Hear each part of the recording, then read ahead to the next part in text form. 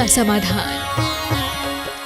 बोलिए प्रातः स्मरणीय संत शिरोमणि परम पूज्य 108 आचार्य गुरुवर विद्यासागर जी महामुनिराज की जय जय जय।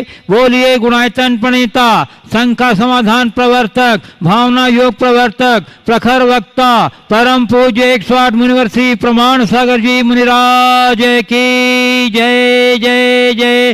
बोलिए परम पूज्य 108 मुनिवर्षी अरह सागर जी मुनिराज की जय जय जय।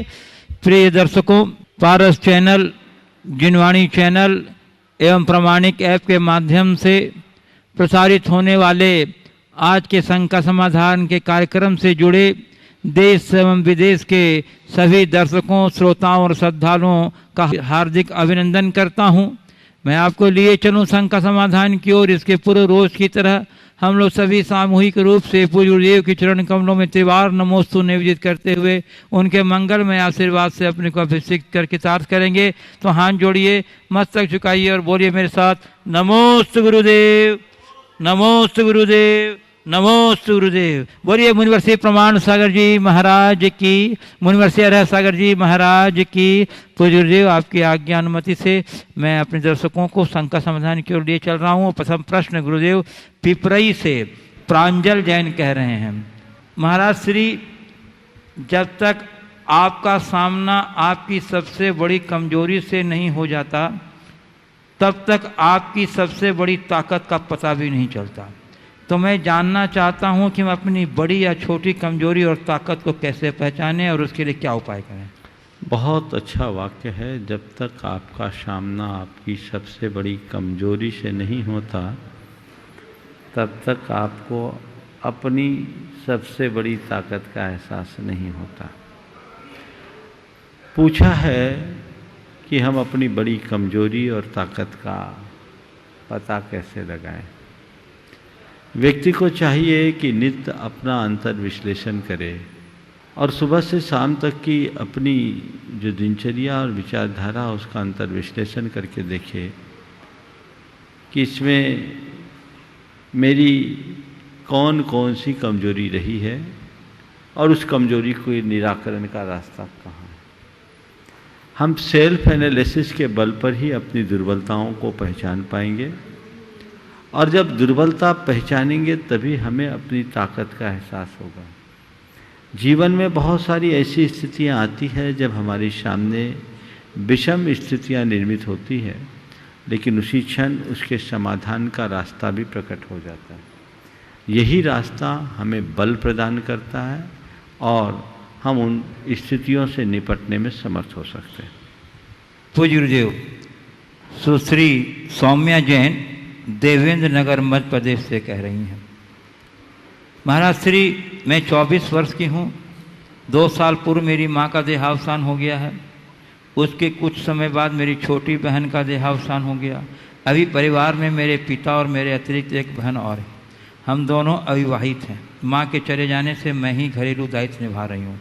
मेरी पिता की शारीरिक स्थिति अभी ठीक नहीं है। ऐसे में एक बड़ी बेटी होने के नाते मेरा क्या दायित्व बनता है अपने पिता एवं बहन के प्रति। निश्चित आपके परिवार की जो स्थिति है वो बड़ी विषम है।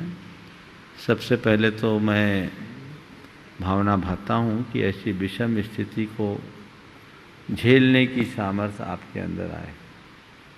संसार के संयोग किसी के अधीन नहीं है, बनते हैं, बदलते रहते हैं। जो होना था सो हो गया।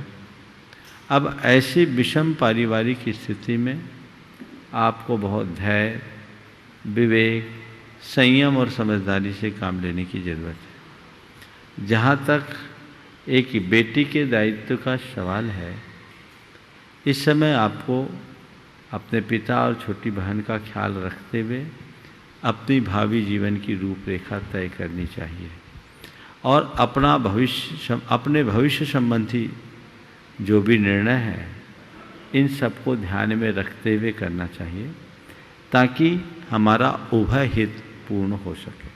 पूज्य गुरुदेव चिंचवाड़ महाराष्ट्र से अदिति भूटा कह रहे हैं गुरुदेव कि व्यक्ति अपनी योग्यता के बल पर खूब धन अर्जन कर लेता है, पद प्रतिष्ठा प्राप्त कर लेता है, परंतु मानवता का सर्वोत्तम गुण सरलता को क्यों नहीं ग्रहण कर पाता? क्या सरल बनना संसार में सबसे कठिन काम है? बिल्कुल सही बात है। धन कमाना, प्रसिद्धि पाना, प्रभाव पाना, ये बड़ा सरल है, लेकिन जीवन को सरल बनाना बड़ा कठिन है। एक बात ध्यान रखना, भौतिक उपलब्धियां सहज है, आध्यात्मिक या आंतरिक उपलब्धि बड़ी जटिल है। सरलता अंदर से प्रकट होती है, संपन्नता बाहर से। संपन्नता भौतिक उपलब्धि है और सरलता एक आंतरिक गुण। तो अंदर के गुण तभी विकसित होंगे जब हम अपने जीवन के गुणात्मक परिवर्तन के मार्ग में लगेंगे। और जीवन का गुणात्मक परिवर्तन एक साधना है। वो साधना जिसके जीवन में घटती है वे ही ऐसा कर पाते हैं। इसलिए बिल्कुल सही बात है, सरलता की बात कहना और सुनना सरल है, पर सरलता को हृदय में उद्घाटित करना सामान्य जनों के लिए बड़ी कठिन। लेकिन जिसने अपने भीतर के ईगो को हटा दिया उसके लिए बहुत सरल है। जिस दिन हम अपने अहंकार को हटा देंगे, जीवन में सरलता सहज प्रकट होगी। पूज्य गुरुदेव, भरतपुर राजस्थान से श्री मोहित गर्ग कह रहे हैं, महाराज श्री क्षमा एवं अहिंसा से संबंधित मेरी उत्कंठाओं का समाधान विशेषतः श्री राम के प्रसंग में आपके द्वारा शंका समाधान प्रदत्त समाधान से हो गया है। अब चूँकि मैं अभी तक अजैनी हूँ और आपके प्रवचन और शंका समाधान से प्रभावित होकर आगे बढ़ने से पूर्व मैं अपने मन की सभी उत्कंठाओं को शांत कर लेना चाहता हूँ, इसलिए अपरिग्रह को समझना चाहता हूँ। मुझे लगता है कि यह वीतरागता से जुड़ा गुण है। महाराज जी कृपया मेरे प्रश्न को टिप्पणी न माने, मैं शुद्ध मन से सिर्फ आगामी निश्चय हेतु ही अपना मन साफ कर लेना चाहता हूँ। शंका ये है कि यदि अपरिग्रह त्याग संचय करना ही गुण है तो अपने मंदिरों के शिल्प में अधिकाधिक धन लगाकर उन्हें इतना भव्य क्यों बनाया जाता है? अपरिग्रह वीतरागता का आधार है, इसमें कोई संशय नहीं। आपने पूछा है अपरिग्रह जब वीतरागता का आधार है तो मंदिरों में इतना धन लगाने की क्या जरूरत? देखिए, मंदिरों में जो धन लगाया जाता है वो परिग्रह के प्रदर्शन के लिए नहीं, परिग्रह के नियोजन के लिए लगाया जाता है। धन किसने लगाया? जिसके पास परिग्रह था उसने लगाया, और लगाया यानी त्याग किया, उसने परिग्रह छोड़ा, अपने धन का सही दिशा में नियोजन किया और धन का त्याग करके मंदिर बनाया। धन तो था, कोई न कोई उपयोग करना था, मंदिर बनाया और वहाँ जाकर ये लगता है कि देखो जीवन का सार तत्व यही है। परिग्रह तो छूटा रहता है, लेकिन जो अपरिग्रह का आदर्श है वही हमारे जीवन में साथ जाता है। अब आप ये सवाल कर सकते हैं कि धन लगाना था तो मंदिर में ही क्यों लगाया, कहीं और भी लगा दिए होते हैं। तो मंदिर में भी लगाया है तो उससे तो लोगों को लाभ ही हुआ है, कईयों को रोजगार मिला है और लाभ हुआ है। कोई एक निमित्त तो चाहिए। और ऐसे कार्य में धन लगाया जहां आकर के व्यक्ति केवल पुण्य अर्जित करेगा, पाप नहीं, तो धन लगाने वाले को भी उसका लाभ होता है। तो अच्छे कार्य में अपने धन का नियोजन करना ही धन का सही उपयोग है। धन का संग्रह तो होगा, लेकिन उसके प्रति आसक्ति या मूर्छा भाव कम से कमतर होना चाहिए। यदि तुम्हारे पास धन का संग्रह है तो उसका सदुपयोग करना सीखो। इसी उद्देश्य से मंदिर बनाए जाते हैं, लोगों को प्रेरणा मिल सके और जीवन को आगे बढ़ा सके। इसे इस दृष्टिकोण से देखना चाहिए। तो मंदिर में लगने वाला धन परिग्रह का प्रदर्शन नहीं, धन का सही नियोजन है। हमें यह समझना चाहिए। पूज्य गुरुदेव, अहमदाबाद गुजरात से शिखा जैन कह रही हैं, गुरुदेव गुरुदेव, मैं भक्तामर हीलर हूँ और योग गुरु भी हूँ। गुरुदेव, आपके आशीर्वाद से मैंने सबसे पहला भावना योग शिविर सिद्धवर कूट जी में अटेंड किया था और आपने वहाँ मुझे लेडीज़ को योग सिखाने का मौका भी दिया था। गुरुदेव, मैं आपको सबसे पहले ये बताना चाहूँगी कि मैं पहले भक्तामर से हीलिंग करती थी, लेकिन जब से भावना योग करना मैंने चालू किया उसके बाद मैं अपने सभी पेशेंट्स को भक्तामर के साथ भावना योग भी बताती हूँ। और गुरुदेव, सबसे बड़ी बात, उन लोगों को बहुत ही आराम मिल रहा है। भावना योग करने से कैंसर जैसे पेशेंट को भी आराम मिल रहा है। गुरुदेव, मैं आगे भी ऐसा ही काम करती रहूँ, मुझे आशीर्वाद दीजिए। और गुरुदेव, मेरा सवाल आपके हाइकू पर आधारित प्रवचन से है। गुरुदेव, विश्वास और ईगो की जो आपने बात कही उसी से जोड़कर एक सवाल है। गुरुदेव, हमारा विश्वास जब किसी के तोड़ने पर बार बार टूट जाता है, सामने वाला तो नहीं समझता है, फैमिली भी डिस्टर्ब होती है, सामने वाले को अपनी गलती का एहसास तो है बट ईगो के कारण वह रियलाइज़ करने के लिए रेडी नहीं है, या फिर उसकी जो भी परेशानियां हो, गुरुदेव, ऐसी कंडीशन में जब हमारा मन टूटता है तो हमारी एक्सपेक्टेशंस भी ख़त्म हो जाती है। लेकिन सामने वाला चाहता है कि वह हमको मदद करता रहे किसी भी रूप में, जिससे उसको सेटिस्फैक्शन मिलता रहता है। हम उसकी मदद लेने से मना करते हैं तो उसका रूप अलग तरह से नेगेटिविटी से भर जाता है और अपने आप को तकलीफ़ पहुंचाने वाला हो जाता है। गुरुदेव, हमको उसकी मदद लेनी चाहिए या नहीं लेनी चाहिए या नहीं, मेरी शंका का समाधान कीजिए। देखिए, जो बार बार विश्वास तोड़ता है वो विश्वास करने लायक नहीं होता। ऐसे व्यक्ति से घृणा भी मत करिए और ऐसे व्यक्ति को गले भी मत लगाइए। ऐसे लोगों से सुरक्षित दूरी बना करके चलना चाहिए, क्योंकि ये व्यक्ति कभी भी किसी भी स्थिति में हमें नुकसान पहुंचा सकता है, हमारे लिए घातक सिद्ध हो सकता है। इसलिए एक प्रकार की जागरूकता अपने मन में होनी चाहिए। आपको जब दिख रहा है कि सामने वाला व्यक्ति बार बार विश्वास तोड़ रहा है तो इस अनुभव का लाभ लेना चाहिए। आप उससे अपनी निकटता न रखिए, उसके प्रति तटस्थ हो जाइए और यदि उसके साथ रहना आपकी मजबूरी भी है तो एक सुरक्षित दूरी बना के रहिए, तभी आप सलामत रह पाएंगे। पूज्य गुरुदेव, कटनी मध्य प्रदेश से डॉक्टर विनय जैन कह रहे हैं। गुरुदेव, मेरा प्रश्न है कि जैन धर्म में सम्यक दर्शन, सम्यक ज्ञान और सम्यक चरित्र को मोक्ष का मार्ग बताया है। इसमें सर्वप्रथम सम्यक दर्शन है।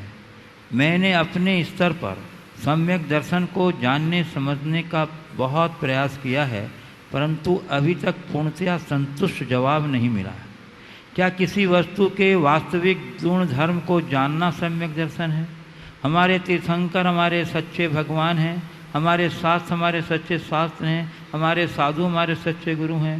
सच्चे देव शास्त्र गुरु पर सच्ची श्रद्धा रखना ही सम्यक दर्शन है। ऐसा क्यों कहा जाता है कि सम्यक दर्शन पाना मुश्किल है? क्या इसमें और भी कोई गुण रहस्य छुपा हुआ है? कृपया विस्तार से समझाएं। देखिए, सम्यक दर्शन के बाहरी रूप को समझना बहुत सरल है, पर उसके वास्तविक स्वरूप को बहुत कम लोग पहचान पाते हैं। सम्यक दर्शन की प्राप्ति का मतलब है सही दृष्टि की प्राप्ति, और सही दृष्टि की उपलब्धि का मतलब है आत्मदृष्टि की प्राप्ति। हमारे मन में ये बात अच्छे से बैठे, हमारी दृष्टि में ये बात उतरे कि मैं आत्मा हूँ और मेरी आत्मा से भिन्न है, एक परमाणु भी मेरा नहीं है, ये शरीर भी मैं नहीं हूँ, मैं शुद्ध जानने और देखने वाला ज्ञाता दृष्टा विशुद्ध आत्मा हूँ।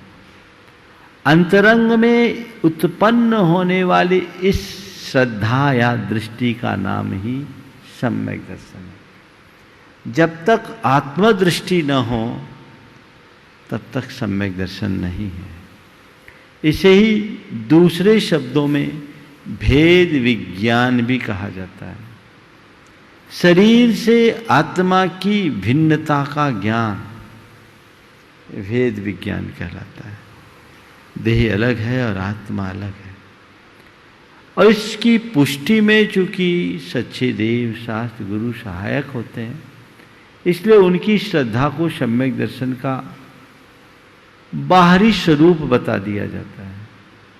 लेकिन इतने मात्र से सम्यक दर्शन नहीं होता जब तक हमारे अंदर आत्मदृष्टि प्रकट नहीं होती। चूंकि जन्म जन्मांतरों से हमारी आत्मा में देह दृष्टि के संस्कार जमे हैं।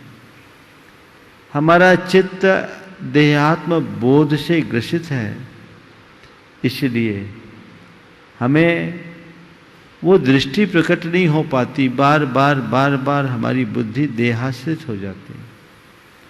जब अंतर का ज्ञान प्रकट होता है तभी सच्चा भेद विज्ञान प्रकट होता है, और वही सम्यक दर्शन कहलाता है, जिसके लिए हमें निरंतर शुद्ध आत्मा की भावना और चिंतन करना आवश्यक है।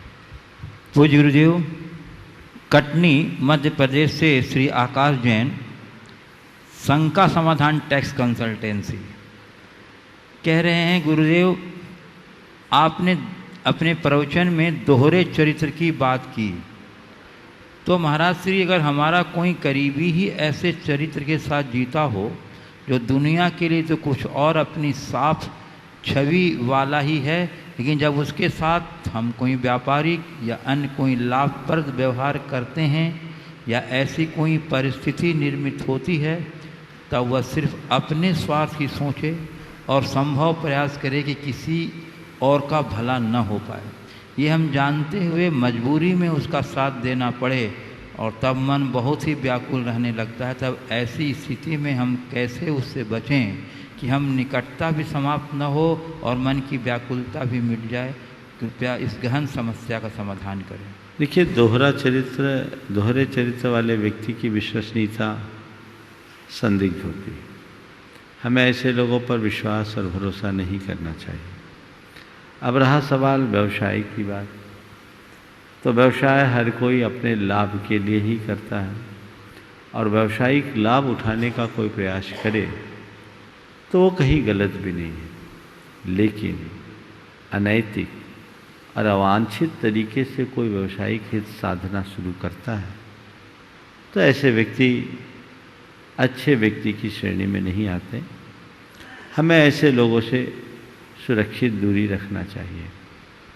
चूँकि प्रश्नकर्ता की बातों से लगता है कि वो एक टैक्स कंसल्टेंट है, और आजकल टैक्स के जितने कंसल्टेंट होते हैं उनका एक ही काम है, अपने क्लाइंट को जितना बन सके टैक्स बचाने का रास्ता बताएं।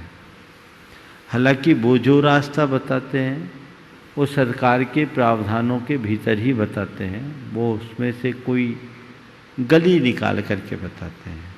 और यदि ऐसा बताते हैं तो उसमें कोई बुराई नहीं है, क्योंकि उन्होंने कोई भी अवैधानिक कृत्य नहीं किया।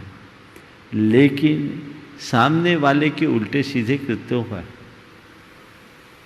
अपने समर्थन का मुहर लगाना, ये भी एक प्रकार का पाप है। हमें आपने जिस तरह के सवाल पूछा है कि व्यवसायिक हित में वो अपने ही हित की बात सोचता है, औरों के हित की बात नहीं सोचता, तो आप समझ लीजिए कि ये व्यक्ति विशुद्धतया मतलबी है और स्वार्थपरता की भावना से ग्रसित है। ऐसे व्यक्ति भरोसे के लायक बिल्कुल नहीं है। इनसे यदि आपके व्यावसायिक संपर्क हैं तो उसे वहीं तक सीमित रखिए, उससे आगे मत बढ़ने दीजिए। बाकी हर व्यक्ति अपनी अपनी सोच के अनुरूप प्रवृत्ति करता है। हम दूसरे को नहीं बदल सकते, खुद को संभाल जरूर सकते हैं। पूज्य गुरुदेव, गोपालगंज सागर मध्य प्रदेश से श्रीमती किरण राजेश जैन कह रही हैं, मेरी जिज्ञासा दैनिक भास्कर पत्रिका में प्रकाशित एक समाचार के आधार पर है। कोरोना काल में कामकाजी महिलाएं तंग, देश के 71,000 लोगों का समर्थन। इस पर विषय में ये है कि झाड़ू पर लिखा है कि इसे महिलाएं ही चलाएंगी। वॉशिंग मशीन और गैस स्टोव के मैनुअल में भी यही लिखा है कि यह महिलाएं ही चलाएंगी। पुरुष इसमें हाथ क्यों नहीं बटाते। इन मुद्दों को लेकर स्वर्णा घोष ने मुंबई के हाई कोर्ट में याचिका लगाई है और देश के प्रधानमंत्री मोदी से गुहार लगाई है कि वे देश के पुरुषों को समझाएं कि वे अपनी घरेलू जिम्मेदारी समझें। याचिका पर व्यापक समर्थन और महिलाओं का यह कदम समाज को क्या दिशा प्रदान करेगा। बढ़िया है, महिलाएं पुरुषों से झाड़ू लगवाने की तैयारी में जुटी है, इससे बड़ी बात क्या हो। और ये एक अच्छी बात है, महिलाओं की आज़ादी की, महिलाओं की प्रगति की अच्छी चीज़ है। देखिए, मेरी राय में हमें इस तरह की मानसिकता से मुक्त होना चाहिए। ऐसा नहीं है कि कोई काम अगर महिलाएं संपादित कर रही है तो वो काम हल्का है और कोई काम पुरुष कर रहे हैं तो वो काम भारी है, या महिलाओं का काम पुरुष करे तो उसमें पुरुषों का हल्कापन है। जब पुरुषों का काम महिलाएं कर सकती हैं तो महिलाओं का काम भी पुरुष क्यों न करें।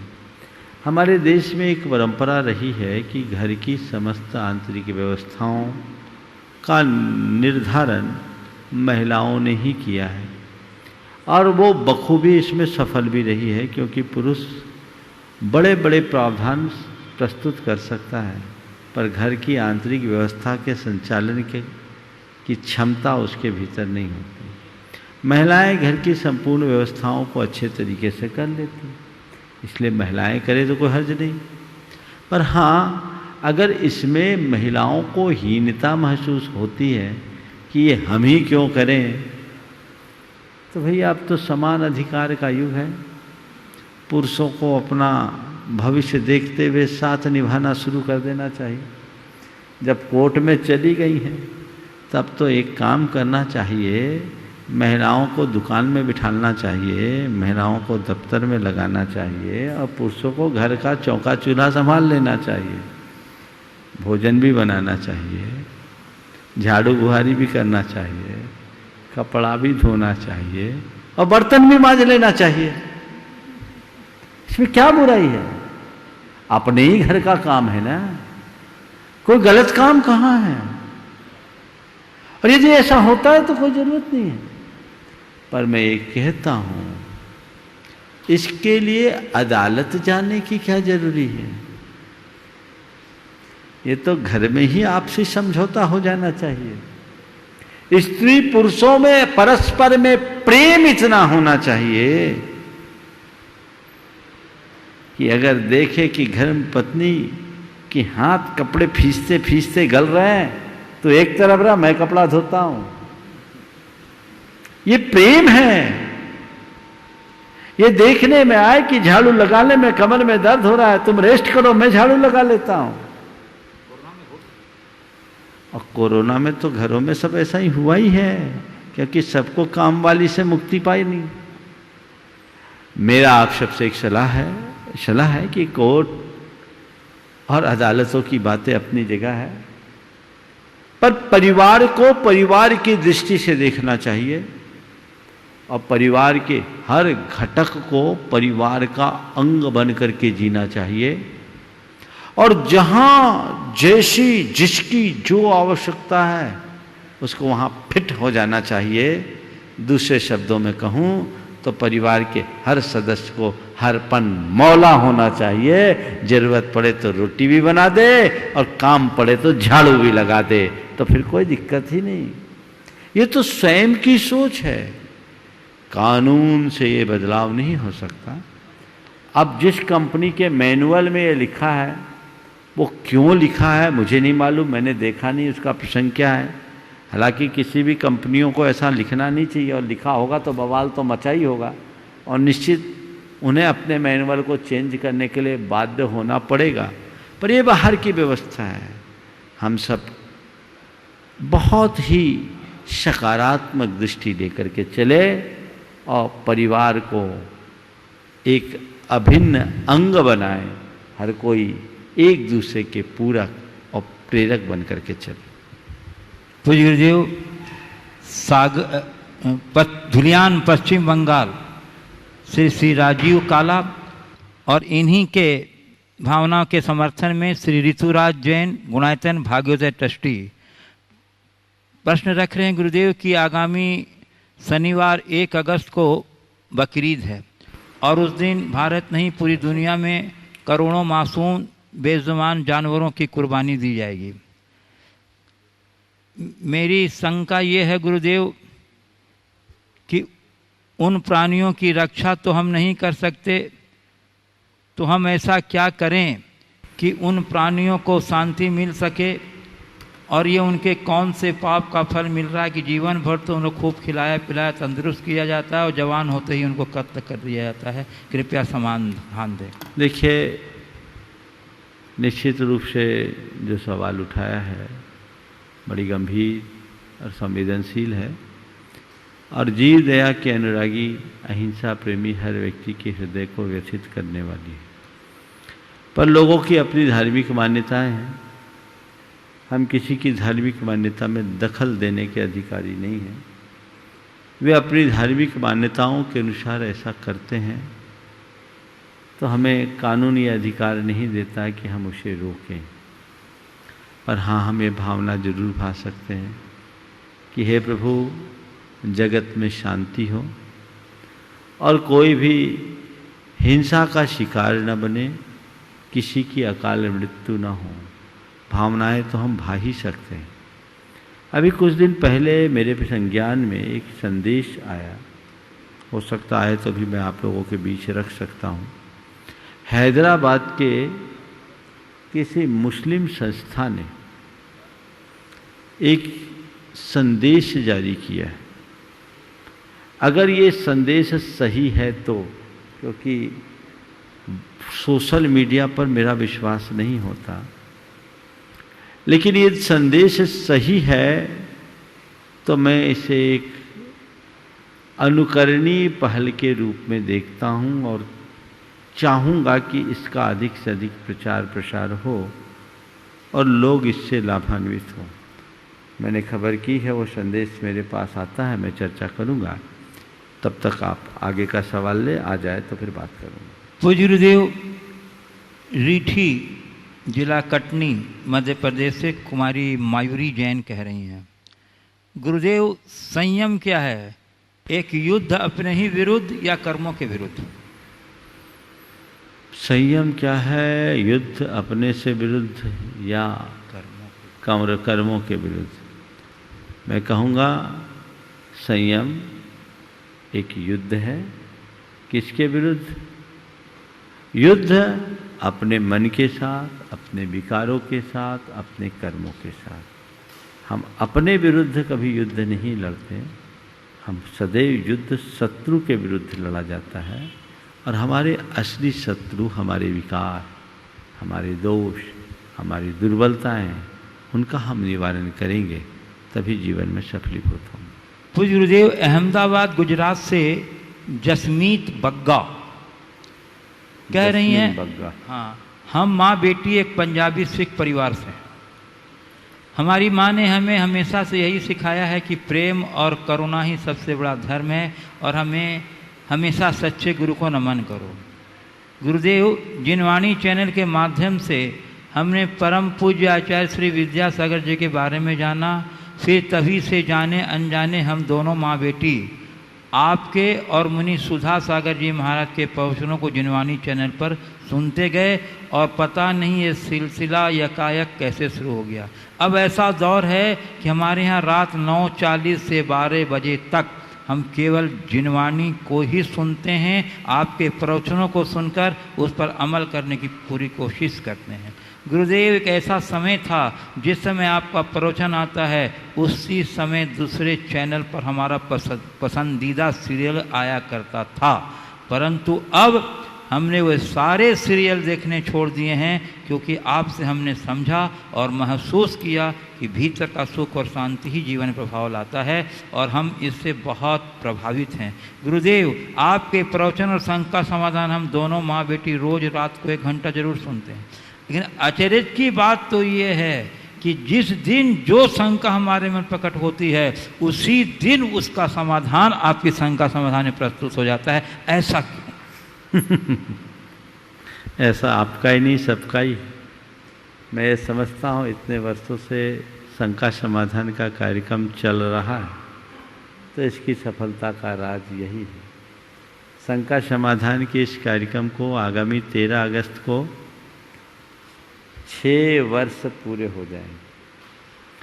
और ये एक बहुत अच्छी बात है कि कोई भी कार्यक्रम लगातार 6 वर्षों से निरंतर लाइव प्रोग्राम के रूप में चल रहा है। ये इस कार्यक्रम की सफलता का सबसे बड़ा प्रमाण है। ये इस कार्यक्रम की सफलता का सबसे बड़ा प्रमाण है। आपने पूछा है कि हमारे मन में जो शंका आती है उस दिन वही शंका आ जाती है, ऐसा क्यों? तो मुझे तो इसके पीछे एक ही कारण दिखता है कि इसकी वजह आपके अंदर की श्रद्धा और भावना है, उसमें मेरा कुछ नहीं। पूज्य गुरुदेव, सतना मध्य प्रदेश से सीए रुचि जैन कह रही हैं, महाराज श्री, आज के समय में सही और गलत में कुछ खास फर्क नहीं रह गया। सबका अपना अपना सही और गलत धारणा है। मेरी जब किसी से बहस हो जाती है तो एक बात हमेशा मन में घूमती रहती है, क्या मैं सच में सही हूँ या सिर्फ ये मेरा सच है? तो महाराज श्री, इस बात का कैसे पता लगे कि मैं सही के साथ हूँ या गलत के? सही और गलत का निर्णय हम कैसे ले? बात तो सही है। हर व्यक्ति अपने आप को सही और सामने वाले को गलत ठहराता है। आपने प्रश्न एक अलग नज़रिए से पूछा है कि जब मेरी किसी से बहस होती है तो मुझे ये दुविधा हो जाती कि मैं सही हूँ या सामने वाला सही। मैं आपको इसकी एक कसौटी देता हूँ। जब भी कोई सही और गलत का डिसीजन लेने में दुविधा है, खासकर अपनी प्रवृत्ति और व्यवहार से संबंधित बातें, तटस्थ भाव से सोचो कि ऐसा बिहेव सामने वाला मेरे प्रति करे तो मेरी क्या प्रतिक्रिया होगी। अगर उसका प्रभाव मुझ पर सकारात्मक है तो वो सही है, और यदि नकारात्मक है तो वो गलत है। तो दूसरों का जो व्यवहार मुझ पर सकारात्मक होता है, औरों के लिए किया जाने वाला मेरा वह व्यवहार सकारात्मक हो तो सही है। औरों का जो व्यवहार मेरे प्रति नकारात्मक प्रभाव छोड़ता है, मेरे द्वारा औरों के प्रति किया जाने वाला ऐसा नकारात्मक व्यवहार गलत है। बस यही सही और गलत को पहचानने की कसौटी है, और इस आधार पर यदि व्यक्ति पूर्वाग्रह मुक्त होकर सही और गलत का निर्धारण करे तो सब बातें समझ सकता है। पूज्य गुरुदेव, अब मैं आपकी अनुमति से यहाँ कुछ उपस्थित जिज्ञासुओं को आमंत्रित करना हो। प्रथम में श्री संतोष जी मालगुजार, कटनी, अध्यक्ष कटनी दिगंबर जैन पंचायत। और जो आ रहे हैं तब तक गुरुदेव एक निवेदन आपके चरण कमलों में आया है। श्री अरविंद कुमार जैन जयपुर, श्री राजेश जैन RI सागर और सेठ संभव जैन डोंगरगांव, इन तीनों का एक ही आशय की भावना है। मैं उसका सारांश आपके चरणों में रख रहा हूँ। गुरुदेव, आज भारत सरकार द्वारा आचार्य श्री की भावना का सम्मान करते हुए नई शिक्षा प्रणाली के अंतर्गत 5वीं तक के छात्र छात्राओं को अपनी मातृभाषा में ही पढ़ाने का निर्णय लिया गया है। अंग्रेजी को पृथक से एक विषय के रूप में रखा जाएगा तथा भारत सरकार द्वारा गठित नई शिक्षा सलाहकार समिति में आचार्य श्री को भारत रत्न CNR राव के बाद दूसरे स्थान पर मनोनीत कर उन्हें बहुमान दिया है। निश्चय ही भारत सरकार का यह कदम शिक्षा पद्धति सुधार के अंतर्गत एक क्रांतिकारी कदम है तथा हम जैन धर्मावलंबियों के लिए अत्यंत गौरव का भी विषय है। गुरुदेव, वर्तमान सरकार के कार्यकाल में आचार्य भगवान की भावनाओं को बहुत गंभीरता एवं सकारात्मकता से लिया जा रहा है। जो ठोस शिक्षा एवं चारित्र निर्माण की दिशा में लिया गया स्तुत प्रयास है। आचार्य श्री की भावना रूप कार्यरत प्रतिभा स्त्री जैसी शिक्षण संस्थाएं इस दिशा का ज्वलंत उदाहरण है। गुरुदेव, कृपया इस मंच से आप आचार्य श्री की भावनाओं का महत्व दर्शाते हुए भारत सरकार के लिए अपना आशीर्वाद प्रदान कर जन जन को कृतार्थ करें। देखिए, आज का ये जो समाचार है विभिन्न माध्यमों से आप लोगों के पास भी पहुंचा होगा। वाकई में बड़ा स्वागत योग्य समाचार है। 32 वर्षों के बाद भारत सरकार ने अपनी शिक्षा नीति में बदलाव लाने का निर्णय लिया है, और सबसे बड़ी प्रसन्नता की बात है कि इस बदलाव में उन बातों को समाविष्ट किया गया जिसके संदर्भ में गुरुदेव अक्सर बोलते हैं। डॉक्टर कस्तूरी रंजन जी जब गुरुदेव के पास आए थे, जो इस समिति के अध्यक्ष थे, उन्होंने एक बात कहा कि मैं राष्ट्रपति कोविंद जी के पास गया तो कोविंद जी ने मुझसे कहा कि आप आचार्य विद्यासागर जी के पास जाकर इस विषय में मिलिए। तो उनके मन में एक सवाल आया। कस्तूरी रंजन तो पद्म भूषण और एक शायद नोबेल प्राइज का डाउट है, लेकिन एक भाष्य है। उन्होंने कहा कि मुझे इस बात का आश्चर्य हुआ कि आचार्य विद्यासागर में ऐसा क्या है जो मुझे राष्ट्रपति जी महोदय जाने के लिए बोल रहे हैं। मैंने अपना कार्यक्रम बनाया। ये उद्गार उन्होंने गुरु चरणों में दर्शन के बाद प्रकट किए थे। और जब वो दर्शन करने के लिए आए और आचार्य महाराज से चर्चाएं करके उनके स्वरूप को देखा तो उनके मुख से यही उद्गार निकला कि आपके दर्शन और भेंट के बिना मेरा उद्देश्य ही अधूरा था। उन्होंने गुरुदेव से विचार विमर्श किया, उनकी बातों को समझा। निश्चित गुरुदेव से उनकी उस भेंट का उनके ऊपर बड़ा गहरा प्रभाव पड़ा। वो प्रभावित हुए, जिसे उन्होंने अपने उद्गार में भी व्यक्त किया। और इसका ही ये परिणाम है कि इस समिति में सलाहकार में जिन लोगों का नाम दिया गया उसमें पहले नंबर पर कोई राव है ना, CNR राव, जिन्हें भारत रत्न की उपाधि से नवाजा गया है। उसके बाद दूसरे क्रम में आचार्य विद्यासागर का नाम है। ये अपने आप में एक बहुत बड़ी बात है। हालांकि मैंने और किन के नाम ये देखा नहीं, पर बहुत ज़्यादा नाम नहीं, 8-10 नाम ही हैं। उनमें संतों के नाम और हैं या नहीं ये भी मुझे अभी स्पष्ट नहीं है, क्योंकि मैंने ये समाचार देखा नहीं, इनसे ही अभी मुझे मालूम पड़ा। तो जो भी है ये अपने आप में एक बहुत बड़ी उपलब्धि है। और भारत सरकार ने शिक्षा नीति में आधारभूत परिवर्तन करते हुए 5वीं क्लास तक मातृभाषा में ही शिक्षा की अनिवार्यता करके हमारी आने वाली पीढ़ियों के ऊपर बहुत बड़ा उपकार किया है और हमारी संस्कृति की रक्षा के लिए एक सार्थक कदम। यदि ऐसा होगा तो बच्चे अब गिनती नहीं भूलेंगे। बच्चों को अब हिंदी और अपनी मातृभाषाएं अच्छे से आएगी, और जब बच्चे मातृभाषा में पढ़ना शुरू करेंगे तो आगे भी उनकी प्रतिभा बढ़ेगी। ये संपूर्ण भारत के विकास के लिए एक नए अध्याय की शुरुआत है। और ये मैं मानता हूँ इसमें पूरा श्रेय गुरुदेव के भावनाओं को जाता है। उनसे उत्प्रेरित होकर के इन लोगों ने आगे लिए, और लोगों का भी इसमें पूरा योगदान, देश भर के सभी महापुरुषों ने इस विषय में अपना अपना मार्गदर्शन दिया है। लेकिन गुरुदेव के मार्गदर्शन को इतना महत्व दिया जाना और उन्हें प्राथमिकता के साथ इस सलाहकार समिति में जोड़ना पूरी समाज के लिए बहुत बड़े गौरव का विषय है। हम तहे दिल से इसका स्वागत करते हैं और भारत सरकार के इस निर्णय की हम मुक्त कंठ प्रशंसा करते हैं, क्योंकि आने वाले दिनों में ये हमारे संस्कृति के विकास के लिए मील का पत्थर बनेगा।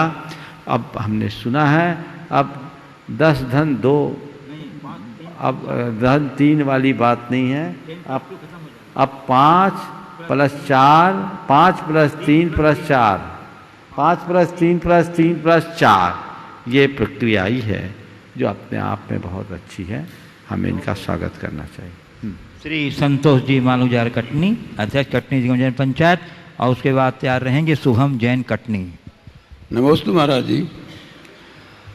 महाराज जी कुछ लोगों को व्रत लेने के लिए प्रेरणा देते हैं तो वे यह कहकर टाल जाते हैं कि व्रत कभी तभी लूँगा जब 5% पालन करने की क्षमता होगी। गुरुदेव ऐसा कहकर वह अपने प्रमाद या पोषण का व्रत लेने में बचना चाहता है। या व्रत के प्रति उसकी निष्ठा या प्रार्थना करना चाहेगा। आप पूछना चाह रहे हैं, कुछ लोगों को व्रत लेने की प्रेरणा दी जाती है तो कहा जाता है कि मैं व्रत तभी लूँगा जब उसका 100% पालन कर सकूँ। यह उसका प्रमाद है, और प्रमाद को छुपाने की क्रिया है, या वाकई में वो व्रत के प्रति निष्ठावान है। यही भाव है ना आप। देखिए, जब भी कोई व्रत ले तो व्रत लेते समय ये भाव तो रखना चाहिए कि मैं अपने व्रतों का 100% पालन करूँगा। लेकिन ये कहना कि जब 100% पालन करने लायक होऊंगा तभी व्रत लूँगा, तो भैया ये तो ऐसा हो गया कि जब मैं तैरना सीख जाऊंगा तब पानी में पाँव रखूंगा। ऐसा हुआ है क्या? बोलो। तैरना सीखने के बाद पानी में पाँव रखा जाता है कि पानी में पाँव रखने के बाद तैरना सीखा जाता है? जो लोग ऐसा कहते हैं वो रेत में तैर कर पानी में रेत में तैरना सीख कर पानी में तैरेंगे, खुद भी डूबेंगे सरकार और तुम्हें भी डुबा देंगे। ऐसे लोगों को ये केवल बहाना है अपने दुर्बलता को छिपाने का, अपने प्रमाद को छिपाने का। नहीं, मुझे व्रत लेना है और अपनी शक्ति को जागृत करना है और लिए हुए व्रत को 100% निभाना है। मन में ऐसा उत्साह और उमंग हो तो न केवल हम व्रत लेंगे अपितु उसका निर्वाह करने में भी समर्थ होंगे। शुभम जैन कटनी, उसके बाद तैयार रहेंगी श्रीमती डाली माल गुजार कटनी। नमोस्तु गुरुदेव। गुरुदेव, मेरा प्रश्न यह है कि आजकल के युवक लोग बहुत ही जल्दी गंदी आदतें अपना लेते हैं, जैसे कि मद्यपान, गुटखा, पान मसाला, ये सब लेते हैं।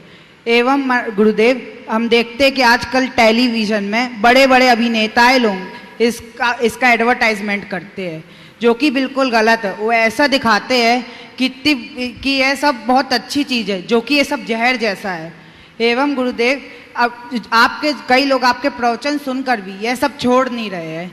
गुरुदेव, जैसे कि अब हमारे कोई मित्र या हमारे संबंधित जो भी है, तो अब हम कैसे उन्हें रोके यह सब खाने से? कृपया करके मेरा मार्गदर्शन करें गुरुदेव। नमोस्तु गुरुदेव। बहुत अच्छा सवाल किया है। निश्चित मद्यपान और अन्य मादक पदार्थ, खड़े रहो, मद्यपान और अन्य मादक पदार्थ हमारे जीवन के लिए जहर है और हमें इनसे बचना ही चाहिए।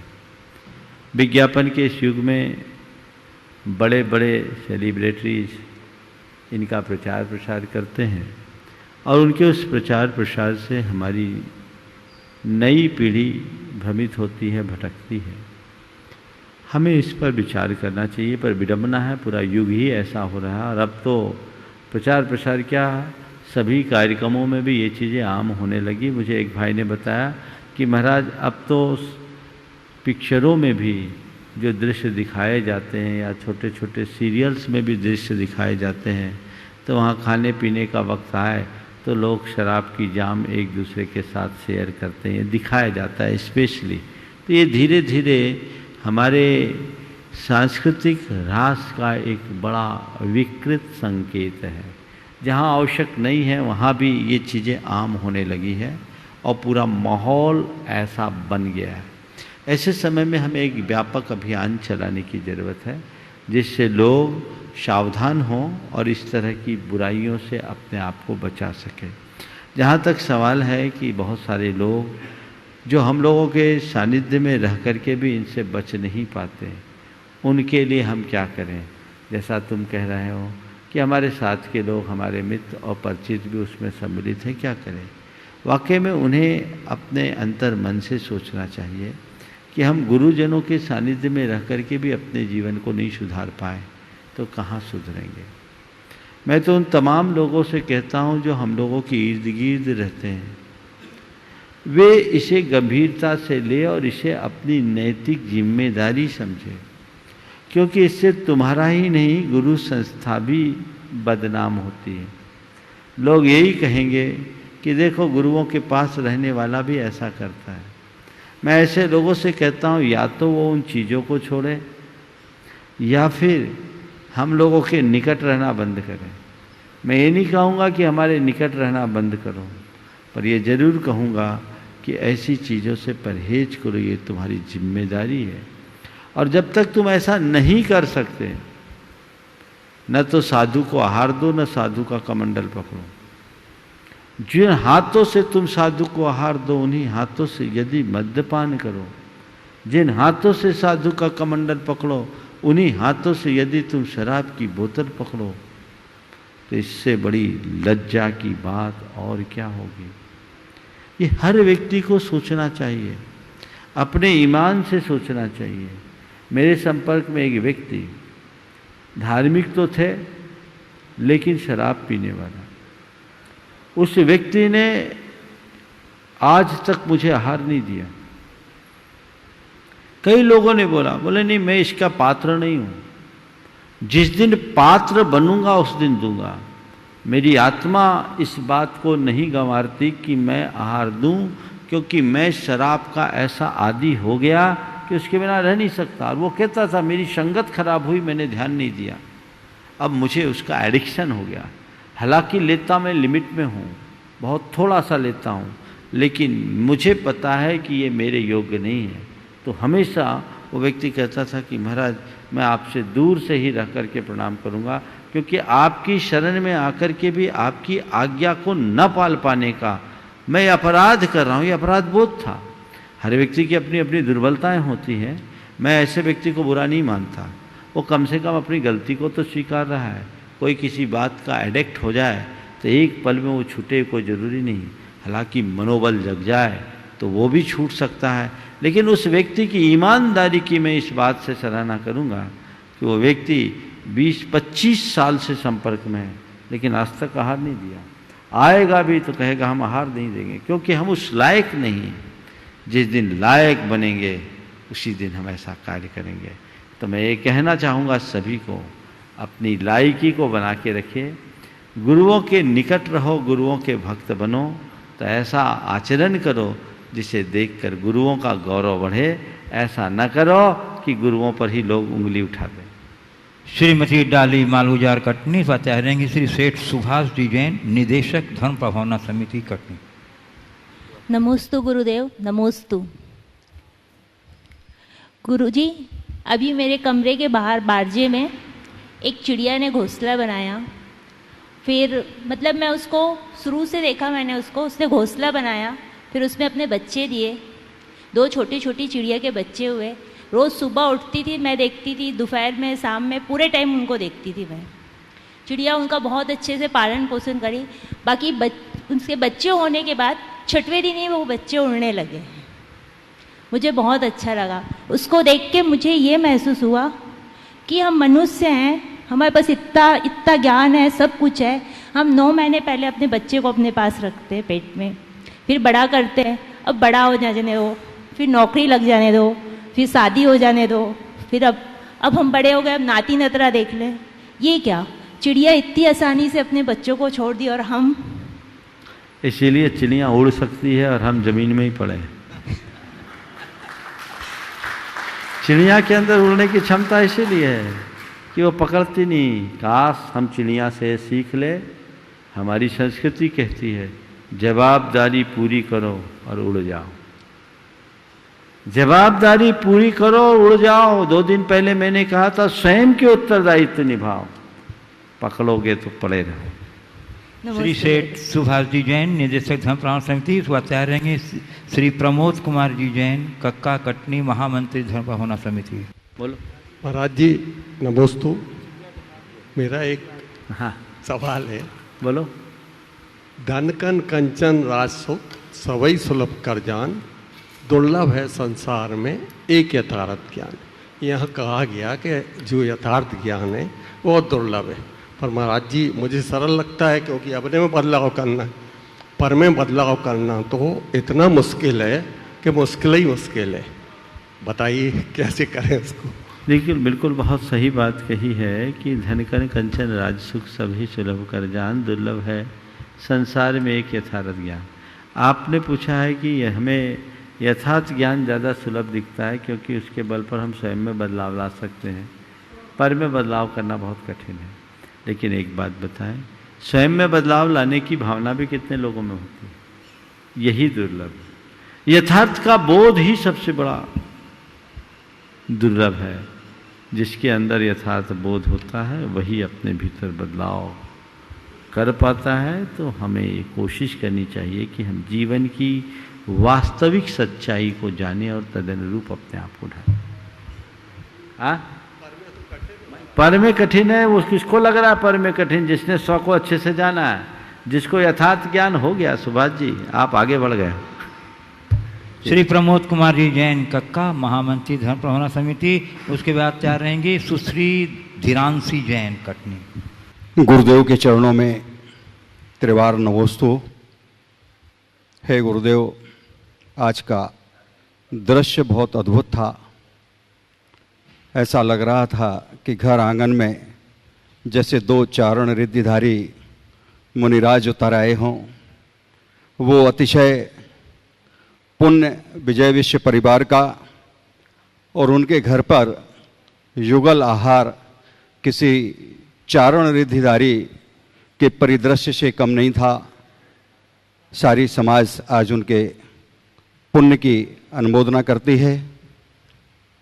गुरुदेव, प्रश्न थोड़ी अटपटा है लेकिन वास्तविकता को लिए हुए है कि हमारी बदनामी के धुएं वहीं से उठते हैं। हमारी बदनामी के धुएं वहीं से उठते हैं जहां हमारे नाम से आग लग जाती है। आग लग जाती है। हे गुरुदेव, सामाजिक परिवेश में हम क्या करें कि ना तो हमारा धुआं उड़े और ना इस बदनामी की आग में हम झुलसें।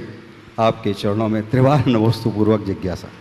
देखिए, न तो हमारा बदनामी की धुआं उड़े, न ही इस आग में हम झुलसे। सबसे पहली बात तो ये जान ले कि आज तक बिना धुआं के आग लगी ही नहीं। पर मैं एक संशोधन करना चाहता हूँ। आग लगाना बंद करें, दिया जलाना शुरू कर दें। यदि हम दिया बनकर जलेंगे तो थोड़ा बहुत धुआं तो उड़ेगा, लेकिन दिया के प्रकाश में सब ढक जाएगा। अपने भीतर ऐसी अच्छाइयों का प्रकाश प्रकट कर ले कि लोग धुआं उड़ाते रहे, उसकी तरफ किसी का ध्यान ही न जाए। सब इस दीप के प्रकाश में अपने जीवन को आलोकित कर ले। इसलिए आग लगाने की जगह दिया जलाने की कोशिश। कुमारी धीरांशी जैन। गुरुदेव, आपके चरणों में मेरा बारंबार नमोस्तु। गुरुदेव, मैं शांत प्रकृति की हूँ। चंचलता का मेरे जीवन में अभाव है। ऐसे में कुछ लोग कहते हैं कि लड़कियों का चंचल होना अनिवार्य है। ऐसा क्यों? क्या शांत रहना आपके अनुसार आज के समय में योग्यता का मापदंड नहीं? बहुत अच्छा सवाल किया। मैं शांत प्रकृति की हूँ और लोगों का कहना है लड़कियों के जीवन में चंचलता होना अनिवार्य। क्या ऐसा होना आपके मापदंड के अनुसार सही है या नहीं? देखिए, मेरा कहना है शांत होना बहुत अच्छी बात है। शांत होने के साथ गंभीर भी होना चाहिए। शांत होना और गंभीर होना मनुष्य का एक गुण है, चाहे स्त्री हो या पुरुष, बच्चे हो या बच्चियां, सभी के अंदर ऐसा गुण होना चाहिए। चंचलता नहीं, व्यक्ति के अंदर क्रियाशीलता होनी चाहिए। एक व्यक्ति शांत और निष्क्रिय है तो वो आगे प्रगति नहीं कर पाएगा, और एक व्यक्ति चंचल और उद्दंड है उसकी भी प्रगति नहीं होगी। शांत होने के साथ साथ सक्रियता बना के रखो। जो मेरे लायक काम है वो मुझे करना है, जो मेरा करनी है उसमें मुझे कहीं से पीछे नहीं होना।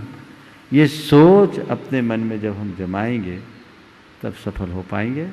इसे लोग क्या कहते हैं ये मत देखो, वो चंचलता अर्थहीन है, बल्कि गंभीरता व्यक्ति की एक विशेषता मानी जाती है। उसमें कई बार अंतर्मुखता भी दिखती है, लेकिन ये तब तक बुरी नहीं है जब तक व्यक्ति में निरालसपना है और सक्रियता जुड़ी। गुरुदेव निवार वाले कटनी संदेश संदीप जैन कह रहे हैं, इष्ट वियोग और अनिष्ट संयोग में समता कैसे रखें, विशेषतः जब विपरीत विचारधारा वाले व्यक्ति का संयोग हो जाए। अनिष्ट संयोग से बचने का क्या उपाय? अनिष्ट संयोग से बचने के लायक अभी इष्ट समय नहीं दिख रहा है, सत्र समाप्ति की ओर है, इसलिए अभी इतना ही संयोग मानो। और गुरु चरणों में नमन अर्पित करते हुए मैं सत्य को पूर्ण विराम दूंगा। जो बात मैंने आपसे कही थी वो कागज़ अभी मेरे पास आ नहीं पाया, कल उसकी चर्चा करूंगा, याद आप दिला देना। बहुत अच्छा संदेश मुस्लिम संगठनों के द्वारा है, हालांकि कल ही बकरीद है क्या, 1 तारीख को है, हाँ, तो कल ये बात आ जाएगी। और उन्होंने जो कहा है, चूँकि मैं एक प्रामाणिकता के आधार पर ही बोलना चाहता हूँ, इसलिए अभी अपने मुख से नहीं कह रहा हूँ, उसकी जानकारी आप सबको कल देंगे। बोलिए परम पूज आचार्य गुरुवर श्री विद्यासागर जी महाराज की जय। बोलिए मुनिवर श्री प्रमाण सागर जी महाराज की जय। बंधुओं, इस मंच के आह्वान पर पूर्णायु में लोगों ने अपने पैसे भेजे हैं दवाइयों के लिए, परंतु सर डिटेल नहीं भेजा है, जिसकी वजह से उन्हें बहुत असुविधा हो रही है। तो आप उनके व्हाट्सएप नंबर पर अपना डिटेल एड्रेस कर दीजिए ताकि आप तक वो दवाइयाँ पहुँच सके।